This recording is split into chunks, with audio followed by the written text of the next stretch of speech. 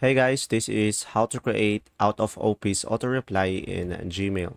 So guys, in order for you to do that, just simply go ahead and click on this icon over here, the settings icon. And after that, just click on see all settings. And from here, just simply scroll down to the very bottom. And you should be able to see here a vacation responder. So from here, just turn this on. And now from here, you can select the first day of your vacation where you will be on a vacation and you'll be able to have a last day if you want, or you can just turn it off manually once you are done. And now just simply provide a subject. Let's say I'm gonna go for currently unavailable.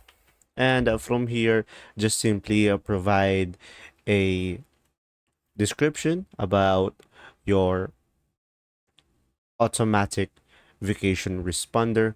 So let's say I'm gonna go for, hey, I'm currently on vacation, and this will be depending on you based on your personal preferences, and you can simply change the font, the size, and you can customize it over here, and you can create basically an email.